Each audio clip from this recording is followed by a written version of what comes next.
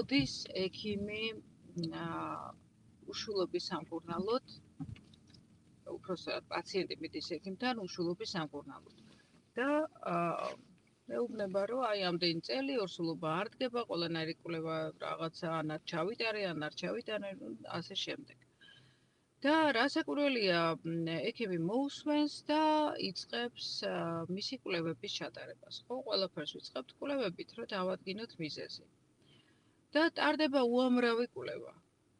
ეკოსკოპიები, პაპ ტესტი, ჰორმონალური კვლევა, ვირუსებზე, ბაქტერიოსკოპია და ასე შემდეგ და ასე შემდეგ. უამრავი კვლევები ტარდება. მერე აღმოჩნდება, რომ იქ რაღაცა ქონია ინფექცია, ის უნდა იმკურნალო, უმკურნალეს, მაგრამ მერე კონტროლზე ისევ აღმოჩნდა სოკო და ამ დროს სოკოს არ ჭირდება მკურნალობა, მაგრამ მაინც მკურნალობ, არა, ახლა მაგაზე არა საუბარი, რამდენად სწორია მკურნალობა, მე სხვა რამეს ვამბობ, აქ მიდგომა და ტაქტიკაზეა. ხდება ის, რომ ამდენ მკურნალობაში, ანუ ვიფანტებით, ხო, ვიფანტებით, სადღაც იქ მივსდევთ რაღაცა ვირუსი, იქ რაღაცა პროლაქტინია მაღალი და პროლაქტინი 20 უნდა იყოს, 21 და 5 გაქვს და ისევ მკურნალობა და კი დაიწია, მაგრამ ეხლა მოხსენიეს დოსტინექსი და ისევ აიწია და მოკლედ რა ხდება?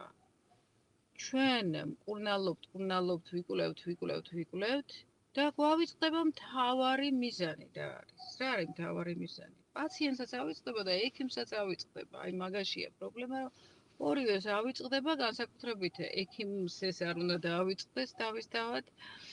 და რა არის მთავარი მიზანი? მთავარი მიზანი არის ორსულობა.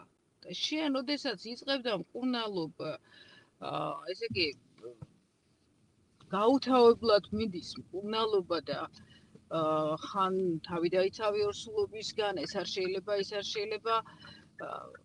რასაკვირველია, აცდი მთავარ მიზანს, დაგავიწყდა საერთოდ რისთვის მიხვედი ექიმთან და ექიმსაც დაავიწყდა და იფანტები იქ, სადაც არ უნდა გაიფანტო. უბრალოდ ხარჯავ ძალიან ბევრ დროს.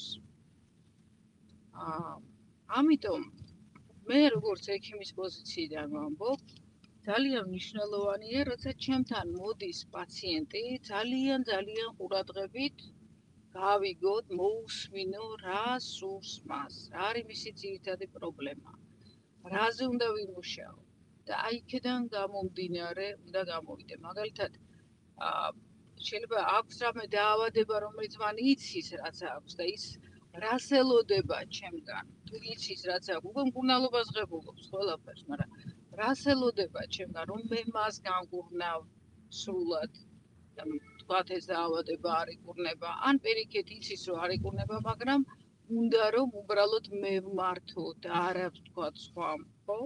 აი ეს, ესე ვთქვათ, მოთხოვნა, თუ შეკვეთა, თუ როგორ დავარქვა პაციენტის სურვილი, მიზანი, რის გამოც მან მომართა, მე ეს უნდა გავიგო პირველ რიგში ძალიან კაფიოდ და აქედან გამომდინარე უკვე უნდა მივცე ის რეკომენდაციები, ის ინფორმაცია, რომელიც მას სჭირდება. თუნდაც ის, რომ მაგალითად ეს დაავადება არ იკურნება, მაგრამ საჭიროა ასეთი მართვა. ან ამას საერთოდ არაფერი არ ჭირდება, ჭირდება წელიწადში ერთხელ კონტროლი და ასე შემდეგ და ასე შემდეგ.